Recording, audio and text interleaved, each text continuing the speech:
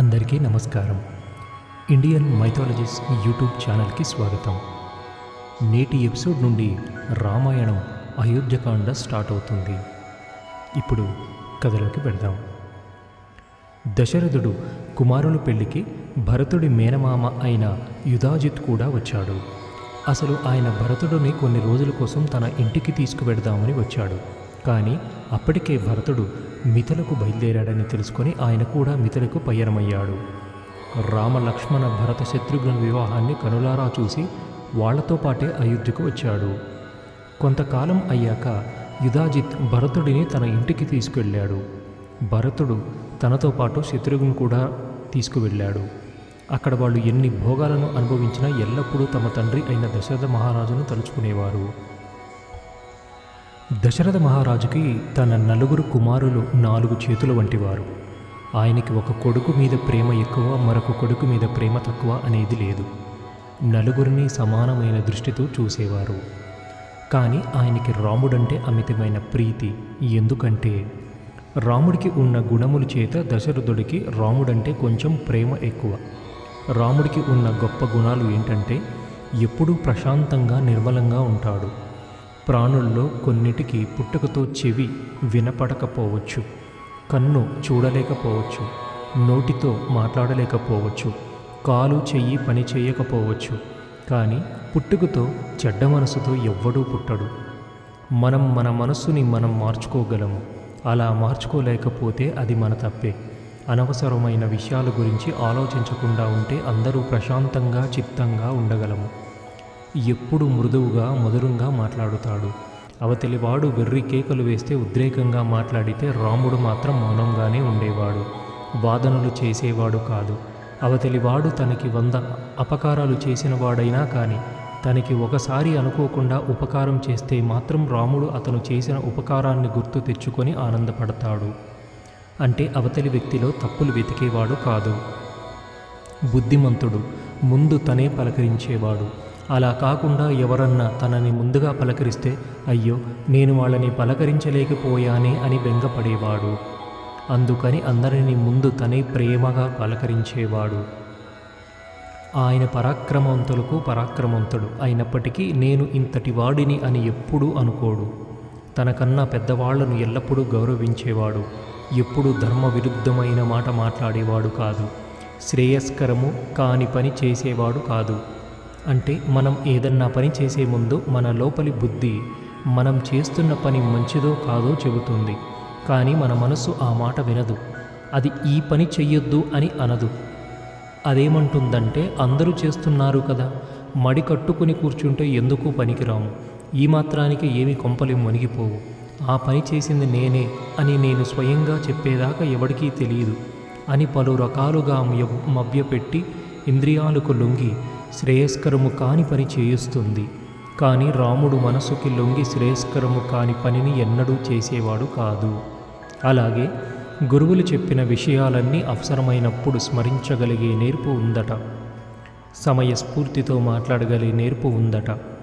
ఆచారాలని పెద్దలు ఎలా పాటించేవారో అలా పాటించేవాడు. ప్రజ్ఞాలునైన వారిని సత్పురుషులని ఎలా రక్షించాలో తెలుసున్నవాడు. ఎవరిని ఎక్కడ ఉంచాలో, ఎవరిని ఎలా నియమించాలో, ఎలా అర్జించాలో, ఎలా ఖర్చు పెట్టాలో తెలిసినవాడు. సంగీత శిల్ప నృత్యములందు ఆరితేరినవాడు.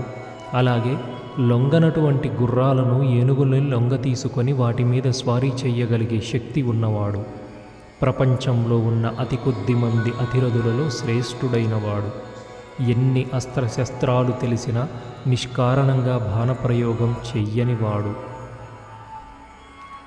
ఇన్ని గుణములతో అందరినీ సంతోషించజేయగలిగేవాడు కనుక రాముడంటే దశరథుడికి అంత ప్రీతి. ఒకనాడు దశరథుడు నాకు అంతరిక్షంలో మరియు భూమి మీద ఉత్పాతములు అంటే తోకచుక్కలు, గులకరాళ్ల వర్షం మొదలైనవి కనిపిస్తున్నాయి. నాకు వృద్ధాపం వస్తోంది. ఇంక నేను ఎంతో కాలం బ్రతుకను.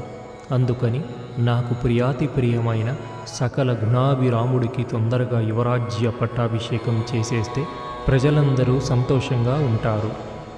అని ఆలోచించి దశరథ మహారాజు తన మంత్రుల్ని, ఇతర రాజులని, ప్రభుత్వ ఉద్యోగులను, జానపదులను, అయోధ్య పట్టణ వాసుల్ని మొదలైన వారందరినీ పిలిచి పెద్ద సమావేశం ఏర్పాటు చేశారు.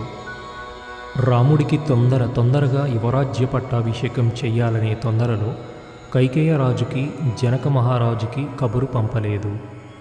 దశరథ మహారాజు కూర్చున్నాక అందరూ తమకి ఏర్పాట్లు చేసిన స్థానాల్లో కూర్చున్నారు. అప్పుడు దశరథుడు ఇలా అన్నాడు: ఈ తెల్లటి గొడుగు కింద కొన్ని వేల సంవత్సరాల నుంచి కూర్చున్నాను. ఈ తెల్లటి గొడుగు కింద కూర్చొని ఉండగానే నా శరీరానికి వృద్ధాప్యం వచ్చేసింది.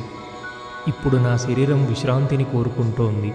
అందుకని 3 లోకాలని శాసించగలిగే శక్తివంతుడైన నా పెద్ద కుమారుడు రాముడికి యువరాజ్య పట్టాభిషేకం చేద్దామని అనుకుంటున్నాను. కానీ నా అంతటా నేను తీసుకున్న నిర్ణయం ఖచ్చితంగా ఉండకపోవచ్చు. రాముడు నా పెద్ద కుమారుడన్న పక్షపాత బుద్ధితో నేను ఈ నిర్ణయం తీసుకుని ఉండవచ్చు. నేను న్యాయ విచారణ చేసి ఉండకపోవచ్చు.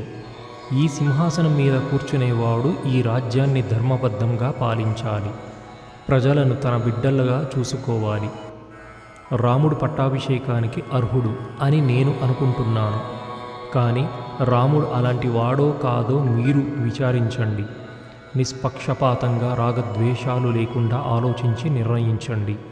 మీరందరూ కూడా రాముడు పట్టాభిషేకానికి అర్హుడు అని అనుకుంటే పట్టాభిషేకం చేస్తాను. మీరందరూ బాగా ఆలోచించి మీ నిర్ణయాన్ని చెప్పండి అన్నాడు. అక్కడున్న వాళ్ళందరూ ఒకేసారి సంతోషంతో గట్టిగా, దశరథ మహారాజా, మీరు చెప్పిన ప్రతిపాదనకు మేము అంగీకరిస్తున్నాము. వెంటనే రాముడికి యువరాజ్య పట్టాభిషేకం చేసేయి. రాముడు పట్టాభిషేకం చేయించుకొని ఏనుగు మీద ఎక్కి తెల్లటి గొడుగు కింద ఊరేగుతుంటే ఎప్పుడు చూస్తామా అని మా మనసులు తల్లడిల్లిపోతున్నాయి అని వారందరూ అరిచిన అరుపుకి అక్కడున్న అంతఃపుర ప్రాకారం కదిలిపోయింది అన్నట్టుగా ఉంది. ఈ మాటలు విన్న దశరథుడు సంతోషించి వాళ్ళని ఒక మాట అడిగాడు. అదేంటంటే, కొన్ని వేల సంవత్సరాలుగా మీ అందరినీ కన్నబిడ్డలుగా చూసుకుంటూ ధర్మం తప్పకుండా పరిపాలన చేశాను.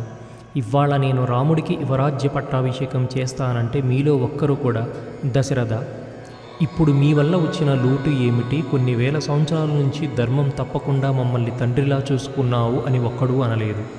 నా కొడుక్కి యువరాజ్య పట్టాభిషేకం చేస్తే చూడాలని ఉందన్నారు. నేను అన్నానని మీరు అన్నారా? నా పాలనలో లోపాలు కనపడ్డాయా? నాకన్నా గొప్ప గుణాలు రాముడిలో కనపడ్డాయా? రాముడు మీకు యువరాజుగా ఎందుకు కావాలో చెప్పండి అని అన్నాడు. అప్పుడు వాళ్ళందరూ, ఈ సమస్త లోకంలో రాముడు సత్పురుషుడు. ఆయనకి సత్యము ధర్మము కావాలి. అన్నిటికీ మించి ధర్మాన్ని, లక్ష్మిని కలిపి ఉంచడం రాముడికి తెలుసు అన్నారు. అలాగే రాముడిని చూస్తే పౌర్ణమి నాటి చంద్రుని చూసినంత ఆహ్లాదంగా ఉంటుంది. భూమికి ఎంత ఓర్పు ఉందో రాముడికి అంత ఓర్పు ఉంది. బృహస్పతికి ఎంత బుద్ధి ఉందో రాముడికి అంత బుద్ధి ఉంది. ఇంద్రుడికి ఎంత శక్తి ఉందో రాముడికి అంత శక్తి ఉంది. ఇన్ని గుణాలు ఉన్నాయి కనుక మేము రాముడిని రాజుగా కోరుకుంటున్నాము. అలాగే రాముడు లక్ష్మణుడితో కలిసి యుద్ధానికి వెడితే విజయం చేపట్టకుండా రాముడు రాడు. రాముడు చాలా కాలం యుద్ధం చేసి అయోధ్యకి తిరిగొస్తే లోపలికి వెళ్ళి సంతోషంగా ఆనందాలలో కాలం గడపడు.